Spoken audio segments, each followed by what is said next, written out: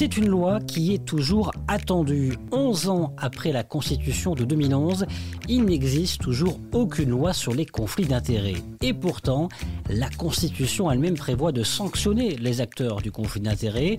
Alors, à quand cette loi ? Pourquoi ça bloque ? Et quel impact si une telle loi venait à voir le jour ? Passage au scan. Je suis Landry Benoît, vous écoutez le Scan, le podcast actu de Tel Quel. Et ce vendredi 22 avril 2022, je vous propose de parler conflit d'intérêts avec Ahmed Bernoussi, secrétaire général de Transparency Maroc. Il avait été notre invité dans un précédent podcast en septembre dernier, au début du gouvernement Aziz Ernouch. Il nous faisait part de ses attentes, de ses espoirs sur la lutte contre la corruption. Aujourd'hui, il se dit déçu, et notamment sur cette question du conflit d'intérêts. À l'heure de notre dossier tel quel sur les prix des carburants, cette question revient encore une fois au devant de l'actualité. Je vous propose ce vendredi, comme chaque vendredi dans le Scan, une interview. Bonjour Ahmed Bernoussi. Bonjour. Pourquoi n'y a-t-il aucune loi qui régit le conflit d'intérêts au Maroc ? Parce que les enjeux économiques sont énormes. Certains politiques veulent continuer à marier entre le pouvoir politique et le pouvoir économique à travers le délit d'initié. Préparer des programmes ou des lois au niveau gouvernement ou parlement et récupérer leurs fruits à travers leurs affaires dans le privé.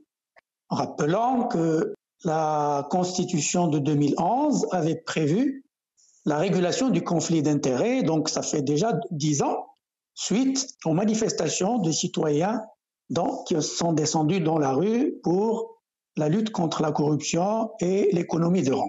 Vous avez fait mention à la Constitution de 2011. Effectivement, il y a l'article 23 de cette Constitution qui dit clairement que les infractions liées au conflit d'intérêts sont sanctionnées par la loi. Or, cette loi, elle n'a toujours pas vu le jour. Il y a néanmoins, Ahmed Bernoussi, un article, l'article 2 bis du Daïr du 23 avril 1975, qui énonce le fait qu'il est interdit à tout membre du gouvernement l'exercice d'une activité professionnelle privée. Qu'est-ce qu'il en est de ce Daïr ? Est-ce qu'il a été abrogé ou est-ce qu'il est toujours en cours ? À ma connaissance, il n'est pas abrogé et s'il n'est pas appliqué, c'est parce qu'il y a une volonté de ne pas sanctionner le conflit d'intérêts parce que les gens qui le pratiquent ont des positions politiques très influentes et par conséquent, il n'y a pas de mise en œuvre de cette loi. Est-ce que vous croyez qu'un jour, une loi verra le jour ? Normalement, le Maroc est signataire de la Convention des Nations Unies contre la corruption depuis 2007. La Constitution, qui est la loi fondamentale du pays, stipule la régulation du conflit d'intérêts. Les différents gouvernements successifs, normalement, devraient écouter cette constitution qui a été plébiscitée par une écrasante majorité de la population.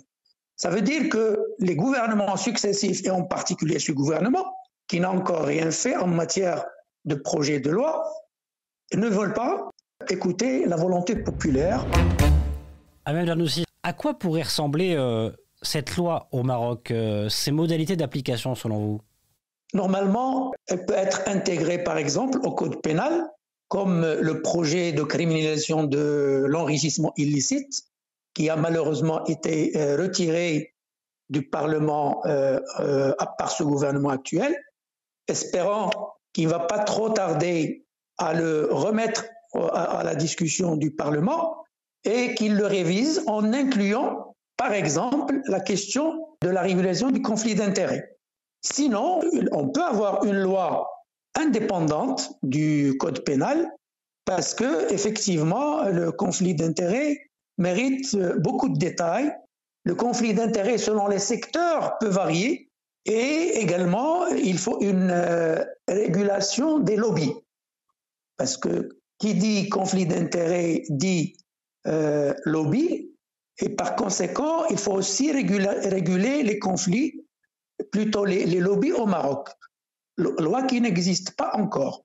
Justement, quelles sanctions pourraient être mises en place ? On parle de peine de prison, d'amende également ? Écoutez, le plus important, c'est l'impact financier. Ce sont les sanctions financières. Et ça nous a montré quelle est l'importance de la sanction économique, financière, à travers les décisions du Conseil de la concurrence pour ce qui est des ententes en matière de prix des carburants. Ça a amené les lobbies des distributeurs à aller foudroyer les membres du Conseil. Il y a eu la zizanie, soi-disant, entre eux, comme quoi il n'y aurait pas respect par le président des procédures. Et voilà, vous connaissez le résultat. Depuis 2019, on n'a toujours pas résolu ce problème d'entente sur les prix des carburants au Maroc. Et nous continuons à payer le prix fort. Comme vous le savez, des professionnels ont estimé que les bénéfices des distributeurs dépassent le 1 dirham. Ça va entre 1 dirham et 1 dirham 50 d'une manière anormale et non éthique par rapport à ce qui se faisait comme bénéfice auparavant. 1 dirham 50 donc de bénéfices sur le litre. Mais en termes de peine de prison, jusqu'où on pourrait aller? 10 ans, 15 ans, 20 ans, 25 ans? Je pense qu'une autre sanction, c'est celle aussi d'interdire l'activité politique de la personne qui sera jugée comme effectivement ayant commis le crime. Et la question également de la prison se pose, mais elle peut varier selon aussi l'importance de la peine encourue. Alors, vous avez parlé des prix des carburants. On sait qu'Aziz Arnouch, chef du gouvernement, a pris repos de ses fonctions de dirigeant au sein d'Aqua Group, où justement se trouve Africa, mais sa famille tient toujours les rênes du groupe. Est-ce que, selon vous, il y a là une forme de conflit d'intérêts ou pas du tout? Est-ce qu'on peut parler d'une condamnation potentielle ou pas, s'il y avait un conflit d'intérêts avéré? Le conflit d'intérêts existe depuis la promulgation de la loi de la liberté, puisque M. Arnouch était membre du gouvernement lorsque cette loi a été promulguée.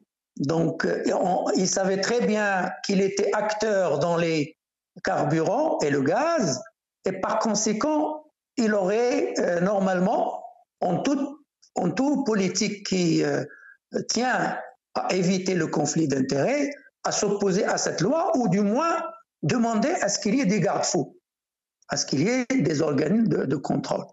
Mais comme il n'y a pas eu de garde-fous, comme on a aussi boycotté la décision du Conseil de sécurité, du Conseil de la concurrence, donc le conflit d'intérêts continue. Il ne continue pas uniquement pour M. Arnouch. Tous les membres du gouvernement et les actionnaires actuels des sociétés de distribution du carbone sont également en plein conflit d'intérêts. Dernière question, Ahmed Bernoussi, comment va Transparency Maroc? Quels sont vos projets pour les prochains mois, pour cette année 2022? Normalement, dans le même esprit, nous avons constaté que ce gouvernement a retiré 2 lois importantes de lutte contre la corruption, celle de criminalisation de l'enrichissement illicite, celle également de la protection du patrimoine public au niveau de l'exploitation des trottoirs et des squares dans les villes. Depuis donc 6 mois, nous n'avons rien vu comme projet de loi qui vraiment déclinerait les promesses du gouvernement lorsque ce gouvernement a fait une déclaration, et parmi ses priorités, il a parlé de la bonne gouvernance et de la lutte contre la corruption. Jusqu'à présent, on ne voit rien. Donc nous continuons à interpeller le gouvernement pour d'abord produire les projets de loi les plus urgents. Je rappelle que l'enrichissement illicite ne peut pas être effectif et efficient s'il n'y a pas une bonne loi de déclaration du patrimoine.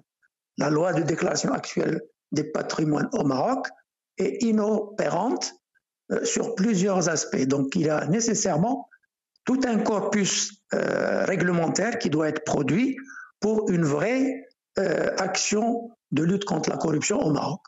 Merci beaucoup, Ahmed Bernoussi. Je vous en prie, c'est moi qui vous remercie. Le scan, le podcast d'actualité, c'est fini pour aujourd'hui. Réalisation Adam Al-Arshawi. N'hésitez pas à vous abonner sur le site telquel.ma et à nous retrouver chaque jour du lundi au vendredi sur toutes les applications de plateformes de podcast et de streaming.